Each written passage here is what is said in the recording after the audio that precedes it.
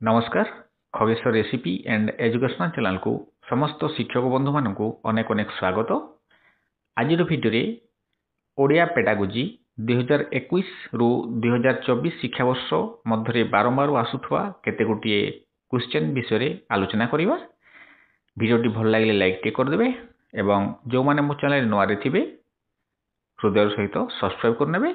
आसतु भिडियोटी start करवा। प्रथम question केउटी मूल्यांकन उद्देश्य अटे? ऑप्शन ए वर्ष शेष परीक्षा माध्यम पिला केते नंबर रखिला जानिबा।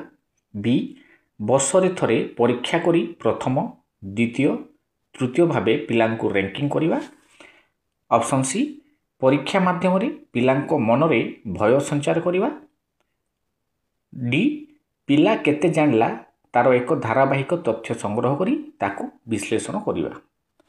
ठीक उत्तर हम ऑप्शन डी पिला केते जानिला तार एक धारावाहिक तथ्य संग्रह करी ताकू विश्लेषण करिबा। क्वेश्चन नंबर 2 मूल्यांकनटी केउ शब्द सहित जड़ित नुहे? ऑप्शन ए उपलब्धता, बी पारदर्शिता, सी प्रतीकात्मक, डी पातर अंतर। ठीक उत्तरटी ऑप्शन डी पातर अंतर। क्वेश्चन 3 मूल्यांकन सह संपर्कित केउ जुक्तिटी ठीक?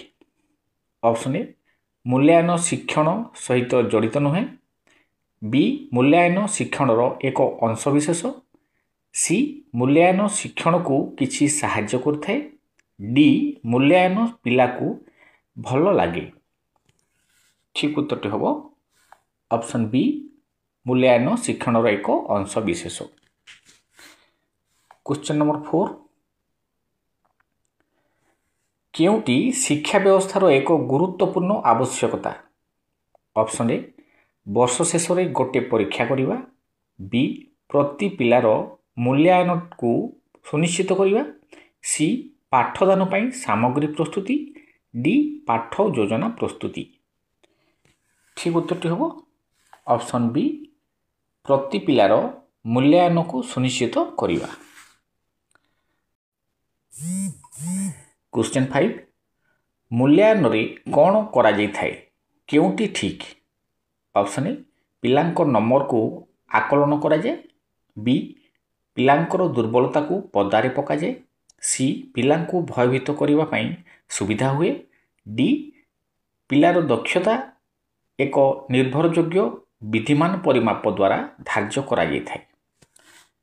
ठीक उत्तरटी हम ऑप्शन डी पिलार दक्षता एक निर्भरयोग्य विधिमान परिमाप द्वारा धार्य करा जाय थाए। क्वेश्चन नंबर 6 केउटी शिक्षा व्यवस्थार एक गुरुत्वपूर्ण आवश्यकता? ऑप्शन ए सर्वशेष गोटे परीक्षा करिबा, बी प्रति पिलार मूल्यांकन को सुनिश्चित करिबा, सी पाठदान पई सामग्री प्रस्तुति, डी पाठ योजना प्रस्तुति। ठीक उत्तरटी हम ऑप्शन बी प्रति पिलार मूल्यांकन को सुनिश्चित करिबा। क्वेश्चन 7 भाषा रे मूल्यांकन पई केउटी आवश्यक? ऑप्शन ए केवल बही रे थिबा प्रश्न गुड़िकर उत्तर करिबा, बी केवल बही रे थिबा प्रासंगिक प्रश्न शिक्षक निजे तैयारी करी सेगुड़ी को उत्तर करने को देबा, सी भाषागत उद्देश्य को नहीं पाठ्यपुस्तक प्रश्न दे तार उत्तर लिखिबा, डी पाठ्यपुस्तक प्रश्न सह बहिर बाहर प्रश्न मध्य दे तार उत्तर करिबा। ठीक उत्तरटी हम ऑप्शन बी केवल बही रे थिबा प्रासंगिक प्रश्न शिक्षक निजे तैयारी करी सेगुड़ी को उत्तर करने को देबा। क्वेश्चन 8 मूल्यांकन शिक्षक को केउ बाटटी देखाई थाए? ऑप्शन ए पिलार दुर्बलता जानी ताकू बारंबार सचेतन कराइबा, बी पिला को केतेबेले केउठी साहाय्य करा जिवो, सी पिलार दुर्बलता गुड़िक तालिका करी श्रेणी रे चार्ट पेपर रे टंगा जिवो, डी पिलार नंबर को भित्ति करी किए टाणुआ और किए दुर्बल तार तालिका करिबा। ठीक उत्तरटी हम ऑप्शन बी पिलाकू केतेबेले केउठी साहाय्य कराजिवो। तापरे क्वेश्चन नंबर 10 9 नंबर को स्किप करिवा। प्रचलित शिक्षा व्यवस्था रे केते प्रकार मूल्यांकन देखा जाए। ऑप्शन ए 2 प्रकार, बी 3 प्रकार, सी 4 प्रकार, डी मूल्यांकन कौनसी प्रकार नुहे। ठीक उत्तरटी ऑप्शन ए 2 प्रकार। 11 मौखिक मूल्यांकन काहाकू कहुए। ऑप्शन ए जो परीक्षा रे पिलामानंकु प्रश्न उत्तर लिखा दि जाए। बी जो परीक्षा रे शिक्षार्थी को प्रश्नपत्र व्यवहार करने को दि जाए नहीं। ऑप्शन सी जो परीक्षा रे प्रश्नर उत्तर बही देखी करने को दि जाए। ऑप्शन डी जो परीक्षा रे पिलांकु किछि प्रश्नर उत्तर घर कर आने दि जाए। ठीक उत्तरटी हम ऑप्शन बी जो परीक्षा रे शिक्षार्थी को प्रश्नपत्र व्यवहार करने को दि जाए नहीं। क्वेश्चन नंबर 12 मौखिक कहा माध्यम रे करा जाय थाए। ऑप्शन ए पेंसिल और कागज माध्यम रे, बी कथोपकथन और साक्षात्कार माध्यम रे, सी प्रश्नोत्तर लिखित रूप रे, डी गृहकर्म माध्यम रे। ठीक उत्तरटी हम ऑप्शन बी कथोपकथन और साक्षात्कार माध्यम रे। क्वेश्चन नंबर 13 केउटी मूल्यांकन उद्देश्य नुहे। ऑप्शन ए पिलांकर सबलता और दुर्बलता को चिन्हट करवा, बी पिलार अग्रगति को निरंतर भाव मापिबा, सी मूल्यांकन चाप दे पिलांकु पढ़िबा पई भयभीत कराइबा, डी मूल्यांकन फलाफल को बापा मां को जणाइबा। ठीक उत्तरटी हम ऑप्शन सी मूल्यांकन चाप दे पिलांकु पढ़िबा पई भयभीत कराइबा। क्वेश्चन 14 मौखिक परीक्षार उपकरणटी कौन। ऑप्शन ए भाव विनिमय दक्षता विकसित हुए, बी साक्षात्कार फल भय दूर हुए नहीं, सी स्मरण शक्ति बा बोध शक्ति ह्रास होता है, डी लिखन शैली अधिक भाव वृद्धि पाए। ठीक उत्तरटी हम ऑप्शन बी साक्षात्कार फल भय दूर हुए नहीं। क्वेश्चन 15 मौखिक मूल्यांकन दुर्बलता कौन। ऑप्शन ए यह पिलामानंकर लिखितर परिमाप वर्णना करने को सक्षम करा जाई न थाए, बी यह पिलामानंकर परीक्षा फल वैधता उपरे विश्वास रखे नहीं, सी यह पिलामानंकर सृजन शक्ति को बढ़ाइबारे साहाय्य करे नहीं, ऑप्शन डी यह पिलामानंकु शिक्षकों आगरे भयभीत कराई थाए। ठीक उत्तरटी हम ऑप्शन डी यह पिलामानंकु शिक्षकों आगरे भयभीत कराई थाए। क्वेश्चन 16 लिखित परीक्षा रे केउं प्रकार प्रश्न रहिबो नाही। ऑप्शन ए दीर्घ उत्तरमूलक प्रश्न, बी मौखिक प्रश्न, सी संक्षिप्त उत्तरमूलक प्रश्न, डी वस्तुनिष्ठ प्रश्न। ठीक उत्तरटी हम ऑप्शन बी मौखिक प्रश्न। क्वेश्चन 17 गठनमूलक मूल्यांकन काहाकू कहुए। ऑप्शन ए गोटे प्रसंगर आरंभ रे जो मूल्यांकन करा जाए, बी गोटे प्रसंगर मझिरे जो मूल्यांकन करा जाए, सी गोटे प्रसंगर शेष रे जो मूल्यांकन करा जाए, तापर डी गोटे मूल्यांकन वर्षर मझिरे करा जाय थाए। ठीक उत्तरटी हम ऑप्शन सी गोटे प्रसंगर शेष रे जो मूल्यांकन करा जाए। क्वेश्चन 18 उपलब्धि परीक्षण कहा सह जड़ित। ऑप्शन ए पाठ्यक्रम, बी सह पाठ्यक्रम, सी वास्तव जीवन, डी विशेष गुण। ठीक उत्तरटी हम ऑप्शन ए पाठ्यक्रम।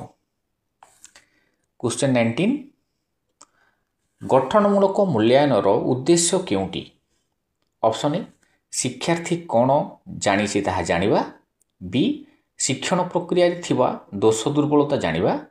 ସି ବର୍ଷ ଶେଷରେ ପିଲା କେତେ ଶିଖିଲା ଜାଣିବା। ଡି ପିଲା କ'ଣ ଶିଖିଲା ତାକୁ ସୂଚାଙ୍କ ଦ୍ୱାରା ପରିପ୍ରକାଶ କରିବା। ଠିକ୍ ଉତ୍ତରଟି ହେବ ଅପସନ୍ ସି ବର୍ଷ ଶେଷରେ ପିଲା କେତେ ଶିଖିଲା ଜାଣିବା। କ୍ୱେଶ୍ଚନ୍ 20 ସମନ୍ୱୟୀ ପରୀକ୍ଷଣର ଉଦ୍ଦେଶ୍ୟ କେଉଁଟି? ଅପସନ୍ ଏ ଗୋଟିଏ ଦକ୍ଷତା ମାପିବା। ବି ଏକ ସମୟରେ ଅନେକ ଦକ୍ଷତା ମାପିବା। ସି ଦକ୍ଷତା ବିନା ପିଲାକୁ ମାପିବା।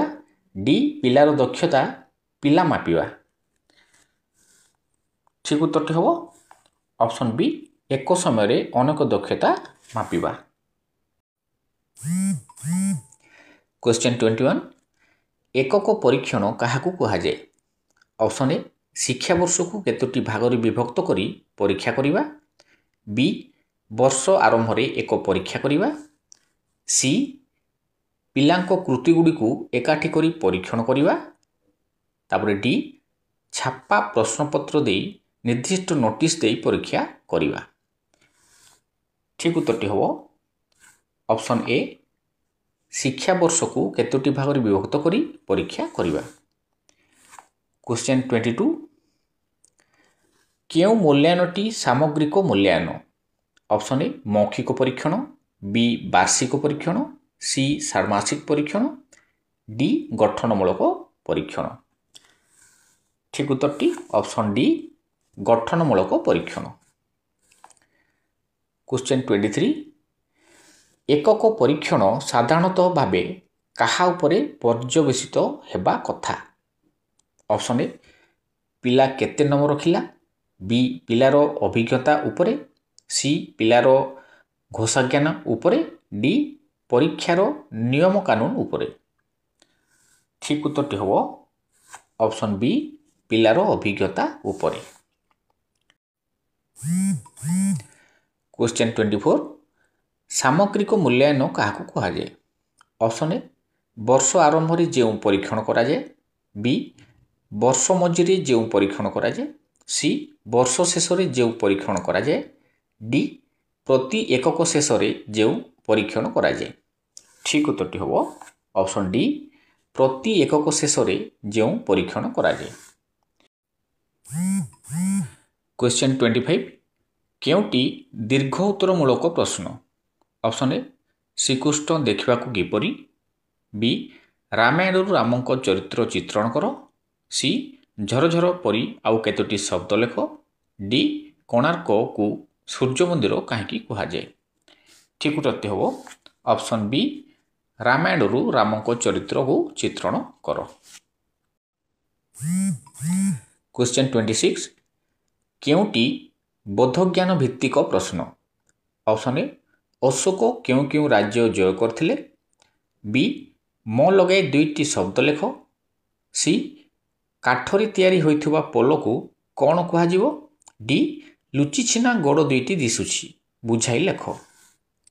ଠିକ୍ ଉତ୍ତରଟି ହେବ ଅପସନ୍ ଡି ଲୁଚିଛିନା ଗୋଡ଼ ଦୁଇଟି ଦିଶୁଛି ବୁଝାଇ ଲେଖ। କ୍ୱେଶ୍ଚନ୍ 27 ଅଭିବ୍ୟକ୍ତିମୂଳକ ପ୍ରଶ୍ନ ଭାଷାରେ କାହିଁକି ପଚରା ଯାଇଥାଏ? ଅପସନ୍ ଏ ପିଲାର ବର୍ଣ୍ଣନା ଶକ୍ତି ଜାଣିବା ପାଇଁ। ବି ପିଲାର ଅଭିଜ୍ଞତା ଭାଷାରେ ପ୍ରୟୋଗ ପାଇଁ। ସି ପଠିତ ପାଠକୁ ଠିକ୍ ଭାବେ ବୁଝିଛି କି ନାହିଁ। ଡି ରୂଢ଼ି ଶବ୍ଦ ବଚନିକା ଇତ୍ୟାଦି ନିଜ ଭାଷାରେ ବ୍ୟବହାର କରିପାରୁଛି କି ନାହିଁ। ଠିକ୍ ଉତ୍ତରଟି ହେବ ଅପସନ୍ ଡି ରୂଢ଼ି ଶବ୍ଦ ବଚନିକା ଇତ୍ୟାଦି ନିଜ ଭାଷାରେ ବ୍ୟବହାର କରିପାରୁଛି କି ନାହିଁ। କ୍ୱେଶ୍ଚନ୍ 28 କ୍ଷୁଦ୍ର ଉତ୍ତରମୂଳକ ପ୍ରଶ୍ନର ଉତ୍ତର ଆନୁମାନିକ ଭାବେ କେତେ ଶବ୍ଦ ଭିତରେ ହେବା ଉଚିତ? ଅପସନ୍ ଏ 10ଟି ଶବ୍ଦ ମଧ୍ୟରେ। ବି 100ରୁ ଅଧିକ ଶବ୍ଦ। ସି 30ରୁ 50 ଶବ୍ଦ ମଧ୍ୟରେ। ଡି 100ରୁ 150 ଶବ୍ଦ ମଧ୍ୟରେ। ଠିକ୍ ଉତ୍ତରଟି ହେବ ଅପସନ୍ ସି 30ରୁ 50 ଶବ୍ଦ ମଧ୍ୟରେ। କ୍ୱେଶ୍ଚନ୍ 29 ବସ୍ତୁନିଷ୍ଠ ପ୍ରଶ୍ନ କାହାକୁ କୁହାଯାଏ? ଅପସନ୍ ଏ ଏହାର ଉତ୍ତର ନିର୍ଦ୍ଦିଷ୍ଟ ନୁହେଁ। ବି ଏହାର ଉତ୍ତର ମୁକ୍ତ ହୁଏ। ସି ଏହାର ଉତ୍ତର ନିର୍ଦ୍ଦିଷ୍ଟ ଥାଏ। ଡି ଏହାର ଉତ୍ତର ନଥାଏ। ଠିକ୍ ଉତ୍ତରଟି ହେବ ଅପସନ୍ ଏ ଏହାର ଉତ୍ତର ନିର୍ଦ୍ଦିଷ୍ଟ ନୁହେଁ। କ୍ୱେଶ୍ଚନ୍ 30 କ ସ୍ତମ୍ଭର ଶବ୍ଦ ସହ ଖ ସ୍ତମ୍ଭରେ ମେଳ ଖାଉଥିବା ଶବ୍ଦ ସହ ଯୋଡ଼। ଏହା କି ପ୍ରକାରର ପ୍ରଶ୍ନ? ଅପସନ୍ ଏ ଦୀର୍ଘ ଉତ୍ତରମୂଳକ ପ୍ରଶ୍ନ, ବି ଏକ ସଂକ୍ଷିପ୍ତ ଉତ୍ତରମୂଳକ ପ୍ରଶ୍ନ, ସି ଏକ ମୁକ୍ତ ଉତ୍ତରମୂଳକ ପ୍ରଶ୍ନ, ଡି ଏକ ବସ୍ତୁନିଷ୍ଠ ଉତ୍ତରମୂଳକ ପ୍ରଶ୍ନ। ଠିକ୍ ଉତ୍ତରଟି ହେବ ଅପସନ୍ ଡି ଏକ ବସ୍ତୁନିଷ୍ଠ ଉତ୍ତରମୂଳକ ପ୍ରଶ୍ନ। କ୍ୱେଶ୍ଚନ୍ 31 ପ୍ରବୀଣତା ପରୀକ୍ଷଣ କାହାକୁ କୁହାଯାଏ?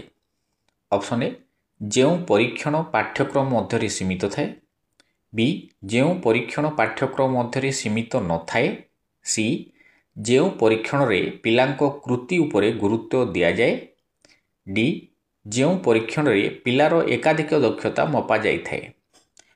ଠିକ୍ ଉତ୍ତରଟି ହେବ ଅପସନ୍ ବି ଯେଉଁ ପରୀକ୍ଷଣ ପାଠ୍ୟକ୍ରମ ମଧ୍ୟରେ ସୀମିତ ନଥାଏ।